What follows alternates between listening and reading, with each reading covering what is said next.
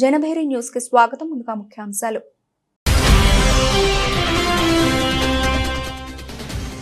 ముఖ్యమంత్రి చంద్రబాబు అధ్యక్షతన 231వ ఎస్ఎల్బీసీ సమావేశం 2025-26కు 6,60,000 కోట్ల రూపాయల క్రెడిట్ ప్లాన్ ఆవిష్కరణ.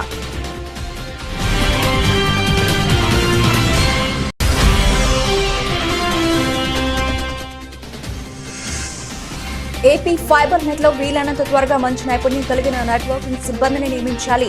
ఏపీ కేబుల్ ఆపరేటర్స్ ప్రభుత్వానికి డిమాండ్.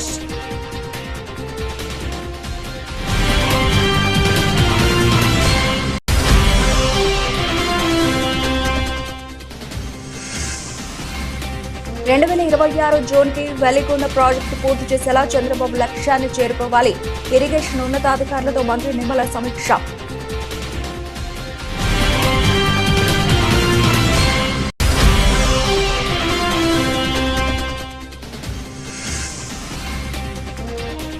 మానవత్వం చాటుకున్న డిప్యూటీ సీఎం పవన్ కళ్యాణ్ ఉగ్రదాడి అమర్ని కుటుంబానికి 50 లక్షల రూపాయల విరాళం.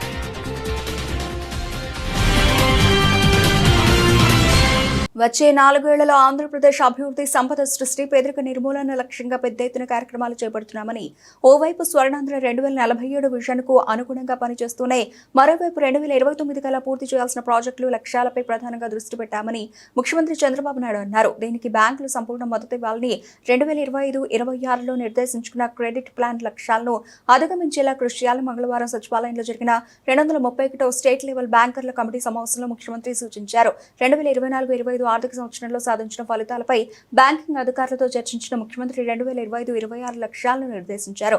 100% లక్ష్యాలను అధిగమించి దక్షిణ భారతదేశంలోనే మేటిగా ఉన్నందుకు ముఖ్యమంత్రి బ్యాంకర్లను అభినందించారు. సమావేశంలో 2025-26 ఆర్థిక సంవత్సరానికి ఏపీ యాన్యువల్ క్రెడిట్ ప్లాన్ ను ముఖ్యమంత్రి ఆవిష్కరించారు. సమావేశంలో ముఖ్యమంత్రి మాట్లాడుతూ డ్వాక్రా మహిళలు, కౌలు రైతులు, ఎస్సీ, ఎస్టీ, బీసీ, మైనారిటీల ఎదుగుదలకు ప్రత్యేకంగా ఏం చేయగలం అనేది బ్యాంకర్లు ఆలోచించాలని చెప్పారు. ఏపీ ఫైబర్ నెట్ లో వీలైనంత త్వరగా మంచి నైపుణ్యం కలిగిన నెట్వర్కింగ్ సిబ్బందిని నియమించాలని ఏపీ కేబుల్ ఆపరేటర్స్ జేఏసీ రాష్ట్ర చైర్మన్ మిరియాల శ్రీరామ్, ప్రధాన కార్యదర్శి పెరుమాళ్ మధుబాబు ప్రభుత్వం డిమాండ్ చేశారు. ఏపీ ఫైబర్ నైపుణ్యం కలిగిన సిబ్బంది లేకపోవడంతో ఆపరేటర్లకు టెక్నికల్ సమస్యలు తలెత్తుతున్నాయన్నారు. ఏపీ ఫైబర్ సంస్థ కనెక్టివిటీ పెంచుకోవడానికి వీలుగా ఓఎల్టీలో కొత్త బాక్సులు అందించాలని కోరారు. ఏపీ కేబుల్ ఆపరేటర్స్ జేఏసీ ఆధ్వర్యంలో రాష్ట్ర వ్యాప్తంగా ఉన్న కేబుల్ ఆపరేటర్లు విజయవాడ ధర్నా చౌక్లో తమ సమస్యల పరిష్కారం కోసం ఒక రోజు ధర్నా నిర్వహించారు. ఈ ధర్నాలో పాల్గొన్న జేఏసీ రాష్ట్ర చైర్మన్ మిరియాల శ్రీరామ్, రాష్ట్ర ప్రధాన కార్యదర్శి పెరుమాళ్ మధుబాబు మాట్లాడుతూ, రాష్ట్ర ముఖ్యమంత్రి నారా చంద్రబాబు నాయుడు మానస పుత్రిక అయిన ఏపీ ఫైబర్ నెట్ సంస్థ గత 10 నెలల నుండి ఎన్నో సమస్యలను ఎదుర్కొంటుందన్నారు. ప్రస్తుతం ఏప్రిల్ 25 నాటికి చాలా మంది అవుట్ సోర్సింగ్ ఉద్యోగులను తొలగించినందున నెట్వర్క్ సమస్యలు ఎక్కువ స్థాయిలో ఉంటున్నాయన్నారు. ఇంటర్నెట్ బ్యాండ్ విడ్త్ పడిపోయి నెట్ స్లోగా వస్తూ బ్యాక్ స్క్రీన్లు, ఎర్రర్ 500 లాంటి ఐపీటీవీ ఇష్యూలతో రాష్ట్రమంతా వినియోగదారులు అసౌకర్యానికి గురవుతున్నారన్నారు. కొన్ని చోట్ల వినియోగదారులు ఫైబర్ నెట్ లో అసౌకర్యానికి సహనం కోల్పోయి కేబుల్ ఆపరేటర్ల మీద భౌతిక దాడులను కూడా చేస్తున్నారన్నారు. ఇష్టం వచ్చినట్లు తిడుతూ ఆపరేటర్ల ఇళ్ల మీదకు దాడులకు దిగుతున్నారన్నారు. ఒత్తిడి భరించలేక కొంతమంది కేబుల్ ఆపరేటర్లు రాయలసీమ జిల్లా వంటి ప్రాంతాల్లో గుండె నొప్పి, పక్షవాతం వంటి అనారోగ్యాలకు గురై హాస్పిటల్ పాలవుతున్నారని చెప్పారు. స్టాండ్ బైలో సిబ్బందిని ఉంచుకొని నెట్వర్క్ ను స్టేబుల్ గా మెయింటెనెన్స్ చేస్తూ గత 5 సంవత్సరాల ప్రభుత్వ కాలంలో నియమింపబడిన అక్రమ సిబ్బందిని తొలగించడానికి తమకు ఎటువంటి అభ్యంతరం లేదన్నారు. ఇప్పటికైనా రాష్ట్ర ప్రభుత్వం ఏపీ ఫైబర్ నెట్ నిర్మించిన మేనేజింగ్ డైరెక్టర్ ప్రవీణ్ ఆదిత్య తమ సమస్యలపై దృష్టి సారించాలని విన్నవించారు. అండి, నా పేరు మిరియాల శ్రీరాము. మా జేఏసీ జాయింట్ యాక్షన్ కమిటీ చైర్మన్గా ఉన్నాను. ఈరోజు మాకు ఏపీ ఫైబర్ అనేది చాలా సమస్యలతో ఉన్న నెట్వర్క్లో తయారైంది. చంద్రబాబు నాయుడు గారి మీద ఉన్న నమ్మకంతో 2018లో మేము ఆయన విజన్ లీడర్ అనే ఒక నమ్మకంతో లక్షలు ఖర్చు పెట్టి మేము ఈ నెట్వర్క్ నిర్మించడం జరిగింది. తర్వాత 2019లో వైసీపీ ప్రభుత్వం రావడం వల్ల దీని కొద్దిగా తొంగలోకి తొక్కడం జరిగింది. నెక్స్ట్ ప్రభుత్వం చంద్రబాబు నాయుడు గారి ప్రభుత్వం వస్తే మాకు మంచి రోజులు వస్తాయని ఒక నినాదంతో మేము స్వాగతించాము. టీడీపీ వచ్చిన ప్రభుత్వం కూడా మాకు ఈ విధమైన రెస్పాన్స్ కనపడకపోవడం వల్ల ఇది చంద్రబాబు నాయుడు గారు పెట్టినప్పుడు 10 లక్షల కనెక్టివిటీకి అయితే వెళ్ళడం జరిగింది. అది గత ప్రభుత్వం వైసీపీలో దాన్ని 7 లక్షలు తీసుకొచ్చారు. 5 సంవత్సరాల్లో వాళ్ళ 7 లక్షలు తీసుకొచ్చిన కనెక్టివిటీని వీళ్ళు వచ్చిన 10 నెలల్లోనే ఇవాళ 4,50,000 కనెక్టివిటీ కింద మాకు ఎస్ఎన్ ఫిగర్ తెలిసింది. ఇలాగే ఉంటే ఏపీఎస్ఎఫ్ఎల్ సర్వనాశనం అయిపోతుంది. కాబట్టి ఇప్పుడన్నా సరే మీ మీడియా ముఖంగా మేము తెలియజేసుకునేది అంటే చంద్రబాబు నాయుడు గారు దీని మీద దృష్టి మీద పెట్టి మా ఆపరేటర్ల జీవనోపాధిని కాపాడుతూ 10 లక్షల కనెక్టివిటీ ఉన్న ఈ సామాన్యుడు నెట్ అనే ఒక నినాదంతో తీసుకొచ్చిన మంచి సంస్థనే నా పేరు పెరుమాల్ మధుబాబు, జేఏసీ రాష్ట్ర ప్రధాన కార్యదర్శి. మేము ఒకటే చెప్తున్నామండి, ఈరోజు ఈ దీక్ష చాలామంది అనుకుంటారు ఏదో ప్రభుత్వం మీద మేము ప్రభుత్వం మీద వ్యతిరేకత కాదు.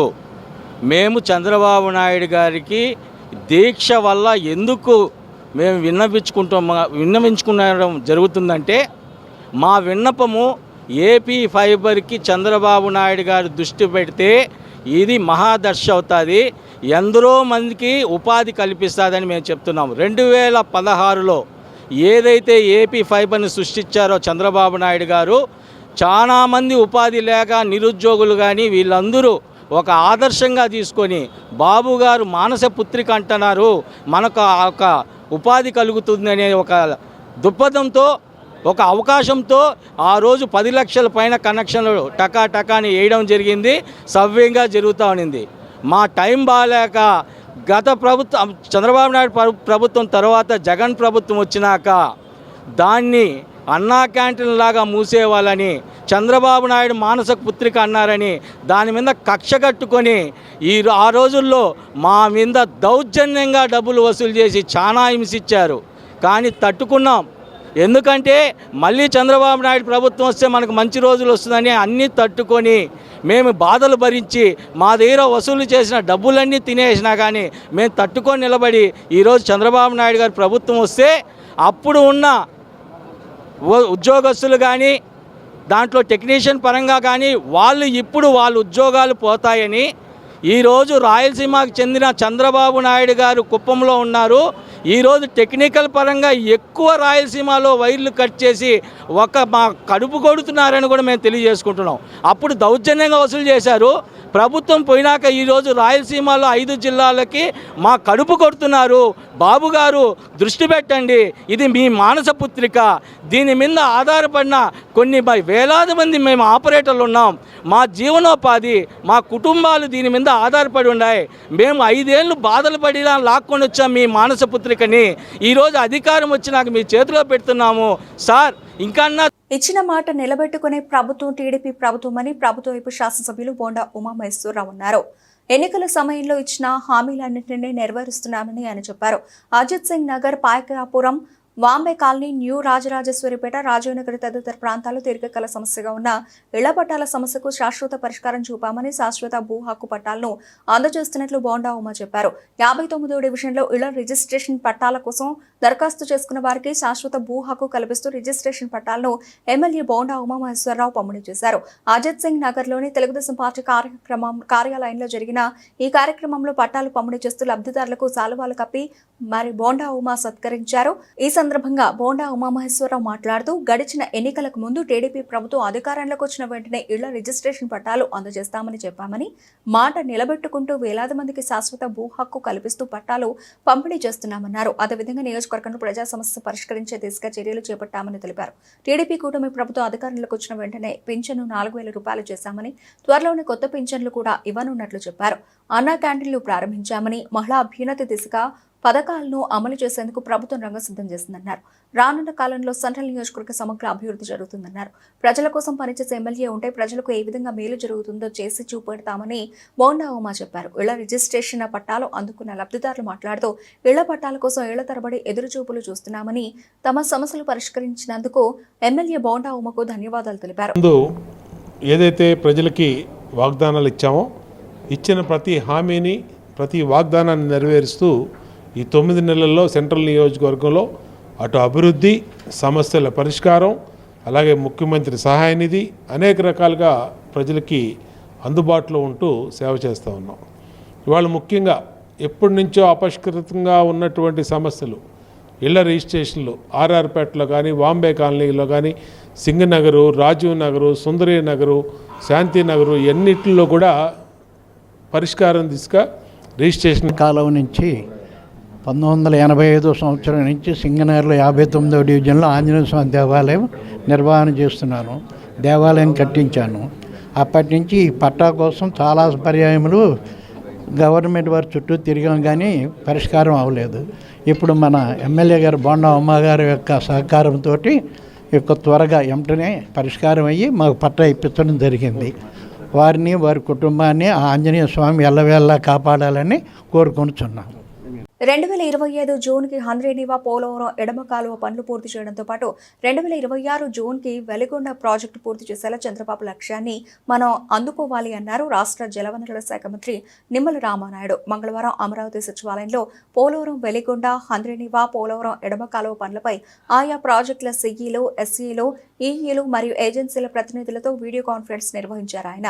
ఈ సమీక్షలో మంత్రితో పాటు ఈఎన్సీ ఎం వెంకటేశ్వరరావు పాల్గొన్నారు. ఇటీవలే హంద్రీనివా పోలవరం ఎడమ కాలువ పనులను ప్రత్యక్షంగా పరిశీలించినప్పుడు పనులు నిర్దేశించిన లక్ష్యానికి అనుగుణంగా జరగడం లేదని అన్నారు.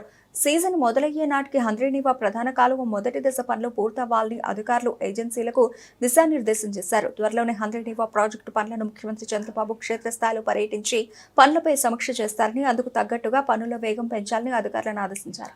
పోలవరం ఎడమ కాలువ పనులైతే నత్తనడకన సాగుతున్నాయని, అనుకున్న సమయానికి పనులు పూర్తి చేసేలా మిషనరీ, డంపర్లు, ఎక్స్కవేటర్లు, బ్యాచింగ్ ప్లాంట్లు, రోలర్లు ఏర్పాటు చేసుకోవాలని ఏజెన్సీలను ఆదేశించారు. ఇచ్చిన గడువులోగా పనులు పూర్తి కాకపోతే ఏజెన్సీలు సంబంధిత అధికారులపై చర్యలు ఉంటాయని హెచ్చరించారు.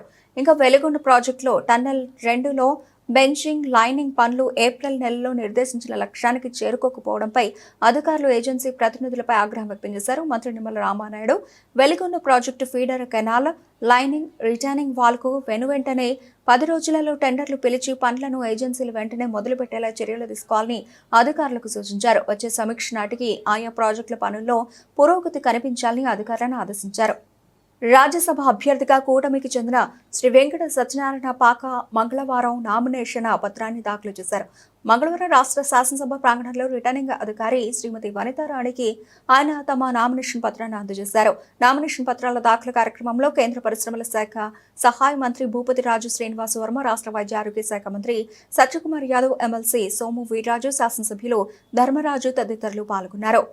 2025-26 సంవత్సరంలో విడుదల చేసిన సబ్సిడీ రుణాలు మాదిగ ఉపకులాల లబ్ధిదారుల వృత్తికి, ఉపాధికి అనుకూలంగా లేవని, గత చంద్రబాబు హయాంలో ఇచ్చిన పాత జీవో ప్రకారం అమలు చేయడం వల్ల ఎక్కువ మంది లబ్ధిదారులకు రుణాలు ఇచ్చి నిరుద్యోగ యువతని అభివృద్ధి చేసే బాధ్యత కూటమి ప్రభుత్వానిదేనని ఆంధ్రప్రదేశ్ మాదిగ రిజర్వేషన్ పోరాట సమితి రాష్ట్ర అధ్యక్షులు పేరుపోగు వెంకటేశ్వరరావు మాదిగ అన్నారు. ఎస్సీ కార్పొరేషన్ లోన్లు ఇచ్చే పద్ధతి సక్రమంగా లేదని, కొద్దిపాటి లోన్ల విషయంలో ఎమ్మెల్యేల అనుమతి తీసుకోవాలని, బ్యాంకుల అనుమతి ఉండాలని, ఇలా అనధికారిక నిబంధనలు పెడుతూ గందరగోళ పరిస్థితులకు దరఖాస్తుదారులను గురి చేస్తున్నారన్నారు.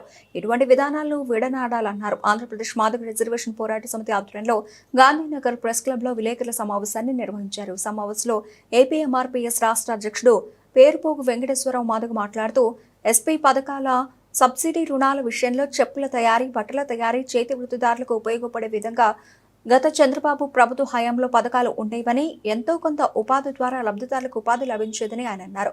2025-26 సంవత్సరంలో ఎస్సీ కార్పొరేషన్ లోన్లు సబ్సిడీ చివరిలో ఇచ్చే పద్ధతి సక్రమంగా లేదని, ఇచ్చే కొద్దిపాటి లోన్ల విషయంలో ఎమ్మెల్యేల అనుమతి తీసుకోవాలని, బ్యాంకుల అనుమతి ఉండాలని, తద్వారా డ్వాక్రా వారికి ఈ పథకాలు లింకు చేస్తారనే గందరగోళానికి ప్రభుత్వం గురి చేయడం వల్ల సక్రమంగా పథకాల స్కీములు అమలు జరగవని, లబ్ధిదారులు నిరుత్సాహానికి గురి కావడంతో అప్లికేషన్లు పెట్టుకోవడానికి యువత ముందుకు రావడం లేదన్నారు. ఎస్సీ యువతకు అన్యాయం జరుగుతుందన్నారు. గత వైఎస్ జగన్ ప్రభుత్వంలో ఎస్సీలలో 3 కార్పొరేషన్లు ఏర్పాటు చేసి 5 ఏళ్లలో ₹1 కూడా నిధులు విడుదల చేయకుండా మాదిగ ఉపకులాల నిరుద్యోగ యువత అభివృద్ధిని వైఎస్ జగన్ అడ్డుపడ్డారని, చంద్రబాబు వస్తే ఎస్సీ సంక్షేమ పథకాలు వస్తాయని ఆశించిన మాదిగ ఉపకులాల నిరుద్యోగ యువతకు ఇచ్చే పథకాల స్కీములు లబ్ధిదారులకు అనుకూలంగా లేకపోవడంతో ఈ పథకాలు ఉపయోగంలోకి రావని ఆందోళనతో ఉన్నారని ఆవేదన వ్యక్తం చేశారు. ఇప్పటికైనా కూటమి ప్రభుత్వం స్పందించి నిరుద్యోగ యువతకు ఉపయోగపడే విధంగా ఎక్కువ స్కీములు తెచ్చి వారి వృత్తికి, ఉపాధికి ఉపయోగపడేలా చర్యలు తీసుకోవాలని అన్నారు. ఉపయోగించుకొని ఉపాధి మార్గంలోకి వెళ్ళడానికి ఆస్కారం లేకుండా ఆందోళన చెందుతున్నటువంటి పరిస్థితి ఉంది. ఈ రోజున మాదిగ ఉపకులాలకు తీవ్ర నష్టం జరుగుతూ ఉంది. ఇప్పుడు ఏర్పడినటువంటి ఈ సంక్షేమ పథకాలు మరి గతంలో చంద్రబాబు నాయుడు గారు ఎస్సీ సంక్షేమ పథకాలలో ఎస్సీ వర్గీకరణకు సంబంధించి 25 జీవో నెంబర్ తీసుకొచ్చి ఎవరి వాటా వాళ్ళకి ఇవ్వాలని విభజిత రాష్ట్రంలో 2014లో ప్రభుత్వం అధికారంలోకి వచ్చినప్పుడు ఇదే చంద్రబాబు నాయుడు గారు అమలు చేయటం వల్ల మాలలకి, మాదిగలకి, రెల్లిలకి, ఉప్పు కులాలకి, అనేక కులాలకి ఎవరి వాటా వాళ్ళకి వెళ్ళింది. ఎక్కువ మందికి లోన్లు అందాయి. చంద్రబాబు నాయుడు గారు ఇన్నోవా కార్లు ఇస్తే దళితులు మొత్తం కారులో తిరుగుతున్నారు, ఉపాధి చేసుకుంటున్నారు, ట్యాక్సీ డ్రైవర్లుగా కాకుండా ట్యాక్సీ ఓనర్లుగా కూడా మారారని చంద్రబాబు నాయుడు గారిని చెప్పుకున్నారు ఎన్ఎస్ఎఫ్డిసి పథకాల ద్వారా. మరి ఈ రోజున చంద్రబాబు నాయుడు గారు ఇవాళ వర్గీకరణ సంక్షేమ పథకాలు లేకుండా ఉమ్మడిగా విడుదల చేయటం వల్ల మాదిగల వాటా, మాలల వాటా, రెల్లిల వాటా, ఉప్పు కులాల వాటా ఒక గందరగోళంలోకి వెళ్ళిపోయింది. ఇవాళ మాదిగ ఉప్పు కులాలకి సంక్షేమ పథకాలు అందుతాయన్న నమ్మకం లేకుండా పోయింది. మరి వాళ్ళ మాదిగ కార్పొరేషను, రెల్లి కార్పొరేషను, మాల కార్పొరేషను పెట్టి ఎవరి వాటా ఎంతో స్పష్టం చేయకపోవటం వల్ల మాదిగలు, ఉప్పు కులాలు ఖచ్చితంగా సంక్షేమ పథకాలు అందుకోలేకపోతున్న పరిస్థితి ఏర్పడింది. కాబట్టి మరి మాదిగ కార్పొరేషన్ ఎందుకు పెట్టినట్లు మాదిగ కార్పొరేషన్కి చైర్మన్గా నియమించి ఒక ఉత్సవం జిల్లాలో ప్రజలు ఎదుర్కొంటున్న సమస్యలపై తక్షణం స్పందించి బాధితులకు అండగా నిలవాలని జిల్లా అధ్యక్షులకు మాజీ సీఎం జగన్ పిలుపునిచ్చారు. ప్రజా వ్యతిరేక అంశాలపై గట్టిగా పోరాడాలని, పార్టీ కార్యక్రమాలను చురుగ్గా నిర్వహించాలని స్పష్టం చేశారు. వైసీపీ అధినేత జగన్ పార్టీ పునర్నిర్మాణపై దృష్టి సారించారు. ఇందులో భాగంగా ఈ రోజు పార్టీ జిల్లా అధ్యక్షులతో మాజీ సీఎం జగన్ కీలక సమావేశం నిర్వహించారు. పార్టీని క్షేత్రస్థాయిలో మరింత బలోపేతం చేసేందుకు అనుసరించాల్సిన వ్యూహాలు, ప్రతిపక్షంగా సమర్థవంతంగా పనిచేయాల్సిన తీరుపై ఆయన నేతలకు దిశానిర్దేశం చేశారు. ఈ సందర్భంగా జగన్ మాట్లాడుతూ, ప్రతిపక్షంలో ఉన్నప్పుడే నాయకుల్లో ఉండే నిజమైన నాయకత్వం, ప్రతిభ బయటపడుతుందన్నారు. భారీ లక్ష్యం ఉన్నప్పుడే బ్యాట్స్మెన్ ప్రతిభ ఏంటో తెలుస్తుంది. అప్పుడే అతడు ప్రజలకు ఇష్టమైన ఆటగాడు అవుతాడు. రాజకీయాల్లో కూడా ఇది అంతే. ప్రతిపక్షంలో మనం చేసే పనుల ద్వారానే మనల్ని మనం నిరూపించుకుంటాం. ప్రజల్లో, పార్టీలో గౌరవం, ఇమేజ్ పెరుగుతాయి. మన పనితీరుతోనే మన్ననలు పొందగలుగుతాం. అందరూ ధోనీలా తయారవ్వాలి అని చెప్పారు. 3 ఏళ్లలో రాజధాని పనులు పూర్తి చేస్తామని పురపాలక శాఖ మంత్రి నారాయణ ఉద్ఘాటించారు. అంతర్జాతీయ రాజధాని కట్టాలని సీఎం చంద్రబాబు దిశానిర్దేశం చేశారని తెలిపారు. సింగపూర్ సహకారంతో మాస్టర్ ప్లాన్ రూపొందించామని అన్నారు. ప్రధానమంత్రి నరేంద్ర మోదీ ఏపీ రాజధాని అమరావతిలో మే 2వ తేదీన పర్యటించనున్నారు. ప్రధాని పర్యటనలో ఎలాంటి లోటుపాట్లు లేకుండా భద్రతా చర్యలు చేపట్టాలని అధికారులను పురపాలక శాఖ మంత్రి నారాయణ ఆదేశించారు. మంగళవారం ప్రధాని మోదీ పర్యటన ఏర్పాట్లను మంత్రి నారాయణ అధికారులతో కలిసి పరిశీలించారు. సచివాలయం వెనుక ఏర్పాటు చేసిన బహిరంగ సభావేదికను మంత్రి నారాయణ పరిశీలించారు. ప్రధాని పర్యటనకు సంబంధించి 90% పనులు పూర్తయ్యాయని వెల్లడించారు. రేపటికల్లా అన్ని ఏర్పాట్లు పూర్తి చేస్తామని అన్నారు.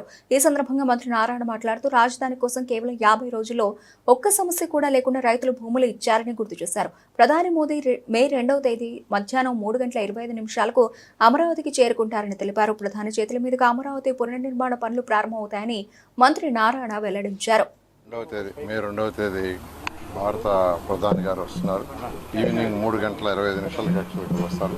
దానికి సంబంధించి ఏర్పాట్లన్నింటినీ నోడల్ ఆఫీసర్గా వీరపాండ్యన్ గారు డిఫరెంట్ డిపార్ట్మెంట్స్ అంతా కోఆర్డినేట్ చేసుకుంటూ 90% వర్క్ పూర్తి చేశారు. 90% వర్క్, మిగతా 10% కూడా వస్తాయి. వాళ్ళు ఈవినింగ్కి పూర్తి అయిపోతుంది. ఏదైనా 1 or 2 మిగిలితే రేపటికి పూర్తవుతుంది.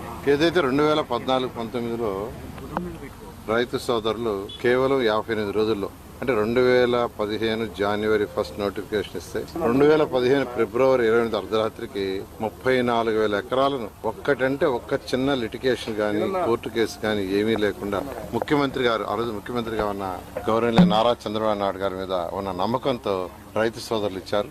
ముఖ్యమంత్రి గారు ఇక్కడ ఒక ఇంటర్నేషనల్ క్యాపిటల్ సిటీ కట్టాలని, ప్రపంచంలో ఉన్న టాప్ 5 ఒకటి కావాలని ఆ రోజు దిశానిర్దేశిస్తే, దాని ప్రకారం యాక్చువల్గా ఆ రోజు సింగపూర్ గవర్నమెంట్తో ముఖ్యమంత్రి గారు మాట్లాడటం, వాళ్ళ దగ్గర యాక్చువల్గా లేఅవుట్ డిజైన్ చేయించారు. తర్వాత దానికి సంబంధించిన కాంట్రాక్ట్ వర్క్స్ ఏదైతే రోడ్లు 365 కిలోమీటర్లు ట్రంక్ రోడ్స్, అంటే ఈచ్ రోడ్డు వెడల్పు 165 అడుగులు ఆల్ రోడ్స్. అదేవిధంగా లేఅవుట్లు రోడ్లు 1500 కిలోమీటర్లు. అది కూడా ఈ రోడ్లు ఇవన్నీ కూడా అన్ని అండర్ గ్రౌండ్ ఉండాలా. జనసేన అధినేత ఆంధ్రప్రదేశ్ డిప్యూటీ సీఎం పవన్ కళ్యాణ్ మరోసారి గొప్ప మనసు చాటుకున్నారు. పహల్గామ్ ఉగ్ర దాడిలో అమరుడైన నెల్లూరు జిల్లాకు చెందిన సోమిశెట్టి మధుసూదన్ కుటుంబానికి జనసేన పార్టీ తరఫున 50 లక్షల రూపాయలు విరాళం ప్రకటించారు. ఇక మధుసూదన్ కుటుంబానికి ఏ కష్టం వచ్చినా అండగా ఉంటామని ప్రకటించారు పవన్. మంగళగిరిలోని సీకే కన్వెన్షన్ లో పహల్గాం అమరులకు నివాళులర్పించేందుకు ప్రత్యేక కార్యక్రమాన్ని నిర్వహించింది జనసేన. ఈ కార్యక్రమంలో పాల్గొన్న పవన్ కళ్యాణ్ మాట్లాడుతూ భారతదేశంలో ఉంటూ పాకిస్తాన్ ను ప్రేమిస్తాం అంటారు. వీళ్లంతా కాంగ్రెస్ నాయకులు, కొందరు ఎమ్మెల్సీలు కూడా ఉన్నట్టున్నారు. అంతలా పాకిస్తాన్ మీద ప్రేమ ఉంటే భారత్ ను వదిలి పాకిస్తాన్ వెళ్లిపోండి అని సూచించారు. జనసేన ఏపీ, తెలంగాణలో ఉంది, కానీ జనసేన విధానం జాతీయవాదం అని పవన్ కళ్యాణ్ స్పష్టం చేశారు. ఇక మత ప్రాతిపదికన హత్యలు ఎట్టి పరిస్థితుల్లోనూ అంగీకరించబోమన్నారు జనసేనాని. తప్పులు చేసిన వారిని రక్షిస్తూ వైట్ వాష్ చేయవద్దన్న ఆయన, పాకిస్తాన్ జనాభాకు సమానంగా భారత్లో ముస్లింలు ఉన్నారు, కానీ భారతదేశంలో మత వివక్షకు చోటు లేదని స్పష్టం చేశారు. హిందువులకు ఉన్నది ఒకటే దేశం, ఇక్కడే చంపేస్తే ఎక్కడికి పోవాలి అని ప్రశ్నించారు. క్లిష్ట సమయంలో దేశం మొత్తం ఏకతాటిపైకి వచ్చింది. ఉగ్రవాద నిర్మూలనపై రాజకీయాల కంటే దేశ భద్రత ముందని పిలుపునిచ్చారు. ఓట్ల కోసమే కాకుండా ఉగ్రవాదానికి వ్యతిరేకంగా నిజమైన పోరాటం అవసరమన్నారు పవన్. దేశంలో ఎక్కడ ఏం జరిగినా దేశం మొత్తం దాని ప్రభావం ఉంటుంది. సరిహద్దు మేనేజ్మెంట్ చాలా క్లిష్టమైన పని. సరిహద్దులు కాపాడుకోకపోతే ఇలాంటి పరిస్థితులు నెలకొంటాయన్నారు పవన్ కళ్యాణ్. ఉగ్రవాదులను పూర్తిగా నాశనం చేయాలన్నారు జనసేన అధినేత AP deputy CM Pawan Kalyan. కాగా బెంగళూరులో స్థిరపడిన నెల్లూరు జిల్లాకు చెందిన సాఫ్ట్వేర్ ఇంజనీర్ మధుసూదన్ ఈ నెల 22న పహల్గాంలో తన కుటుంబంతో కలిసి విహారయాత్రకు వెళ్లగా ఉగ్రవాదులు కాల్చి చంపారు. కావలి పట్టణంలోని వెంగళరావు నగర్కు చెందిన మధుసూదన్ బెంగళూరులో సాఫ్ట్వేర్ ఇంజనీర్ గా పనిచేస్తున్నారు. ఈయనకు భార్య కామాక్షి, కూతురు మేధ, కుమారుడు దత్తు ఉన్నారు. మధుసూదన్ మరణంతో ఆయన కుటుంబంలో విషాద ఛాయలు అలుముకున్న విషయం విదితమే. తీవ్రవాదుల కాల్పుల్లో చనిపోయిన 26 మందిలో మేడిశెట్టి మధుసూదన్ గారు జనసేన క్రియాశీలక సభ్యులు. ఆయన కూడా దీంట్లో బలయ్యారు.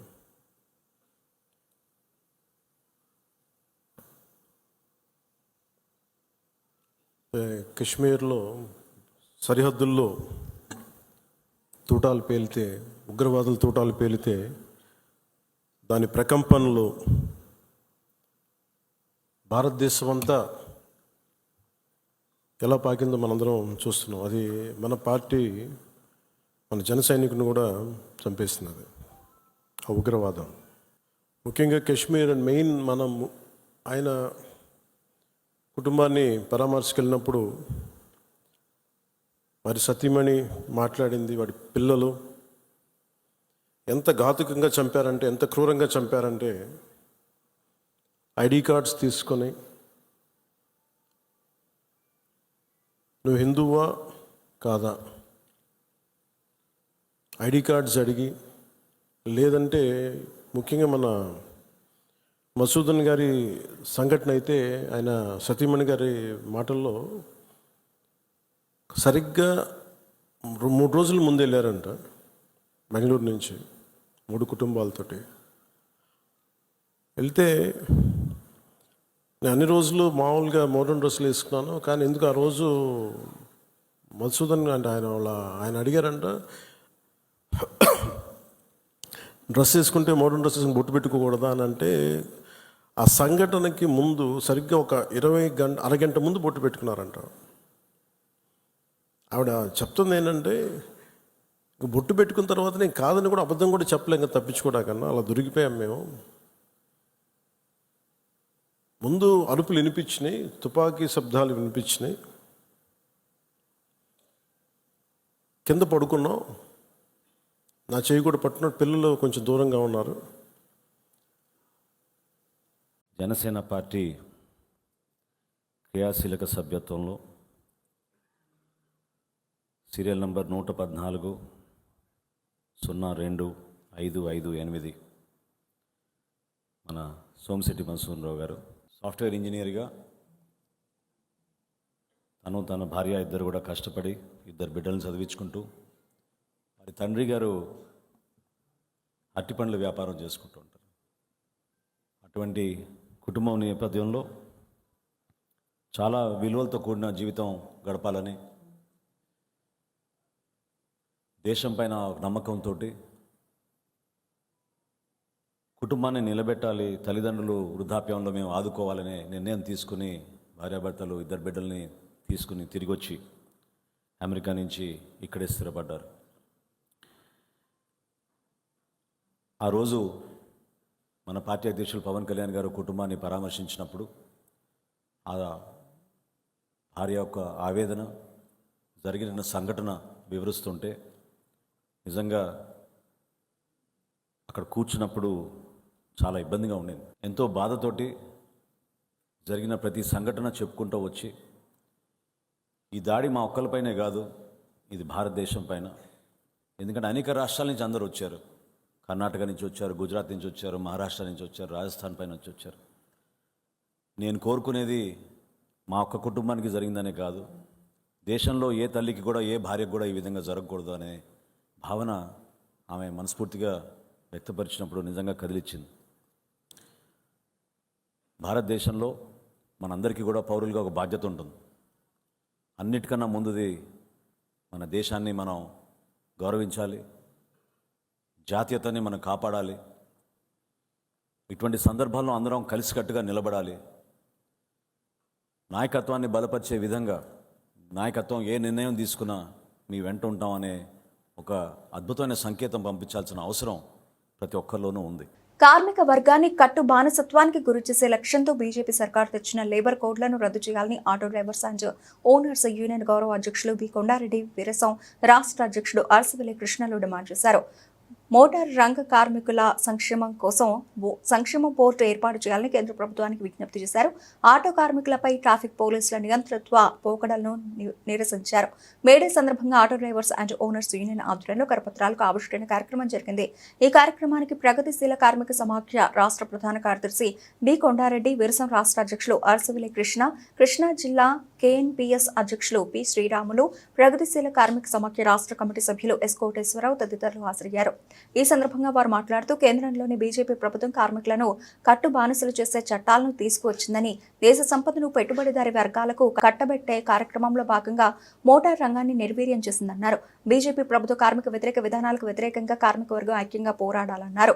కార్మిక వ్యతిరేక చట్టాలను రద్దు చేయాలని, మోటార్ రంగ కార్మికులకు సంక్షేమ బోర్డు ఏర్పాటు చేయాలని, 2023లో మోడీ సర్కార్ మోటారు చట్టాలకు తెచ్చిన సవరణలు రద్దు చేయాలని, రోజురోజుకి పెరుగుతున్న నిత్యావసర ధరలు తగ్గించాలని, పెరుగుతున్న డీజిల్, పెట్రోల్, సిఎన్జి గ్యాస్ ధరలు తగ్గించాలని, అన్ని ప్రాంతాల్లో ఆటో స్టాండ్ల ఏర్పాటుకు అవకాశం కల్పించాలని ప్రభుత్వాలను కోరారు. కార్యక్రమంలో కాళేశ్వరరావు, మార్కెట్ స్టాండ్ గౌరవ అధ్యక్షులు SK Srinu, president John Saida, vice president SK Kasim, secretary Ashok Kumar, joint secretary G Srinivasarao, B Srinivasarao, auto drivers పాల్గొన్నారు. వాళ్ళని ఇబ్బంది చేస్తున్నారని, అట్లనే ఇవాళ గ్యాస్, పెట్రోల్ ధరలు ఏ రోజుకి ఎలా పెరుగుతున్నాయో తెలియని స్థితి. అంటే మధ్య తరగతి ప్రధానంగా ఆటో ప్రధానమైన ఒక రవాణా వాహనం. అలాంటి ఒక రవాణా వాహనాన్ని ప్రభుత్వము ఎంతో కొంత ఆదుకోవలసిన స్థితి పోయి, వారిపైనే కేసులు, ఒక డ్రెస్ లేదనో, లేదా ఒక బండికి సంబంధించిన వివిధ పత్రాలు లేవనో మానసికంగా, శారీరకంగా వాళ్ళని వేధించి, వాళ్ళని ఒక సమాజపు చలనానికి భాగమవుతున్న వారిని నియంత్రించే పని ఇవాళ రాష్ట్ర కేంద్ర ప్రభుత్వాలు చేస్తా ఉన్నాయి.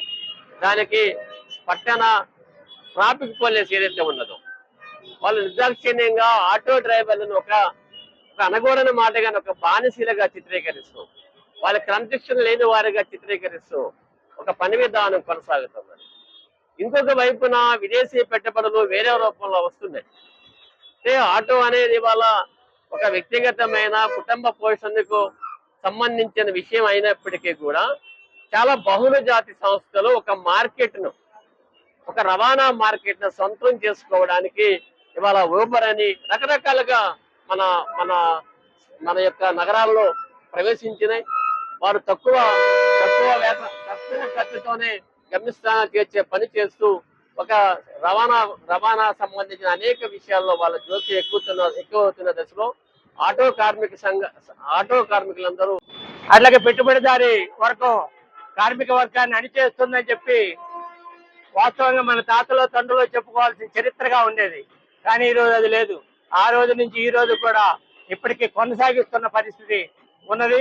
అందులో భాగమే 2016 నుండి ఇప్పటి వరకు రోడ్డు సేఫ్టీ బిల్లు పేరుతో దాదాపు మోటార్ రంగ కార్మికులందరినీ సర్వనాశనం చేశాడు.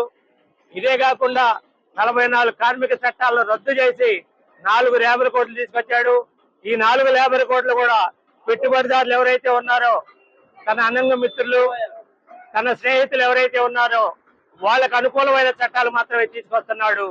ఇదే కాకుండా 2018లో మొత్తం మోటార్ రంగ కార్మికుల మెడలకు ఉరితాడు తగిలించేటట్లుగా హిట్ అండ్ రన్ అనేది తీసుకొచ్చాడు.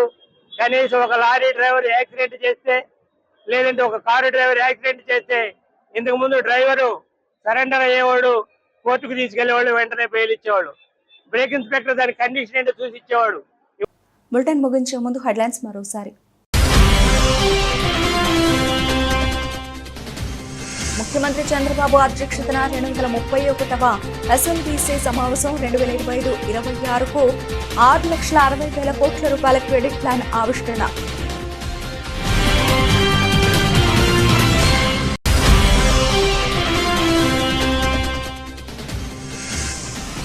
ఏపీ ఫైబర్ నెట్ లో వీలైనంత త్వరగా మంచి నైపుణ్యం కలిగిన నెట్వర్కింగ్ సిబ్బందిని నియమించాలి. ఏపీ కేబుల్ ఆపరేటర్స్ ప్రభుత్వాన్ని డిమాండ్.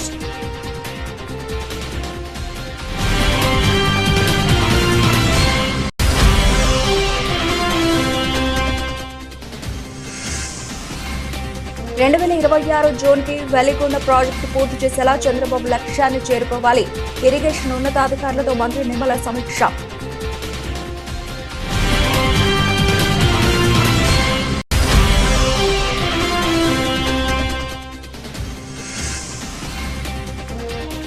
మానవత్వం చాటుకున్న డిప్యూటీ సీఎం పవన్ కళ్యాణ్ ఉగ్రదాడి అమర్ని కుటుంబానికి 50 లక్షల రూపాయల విరాళం.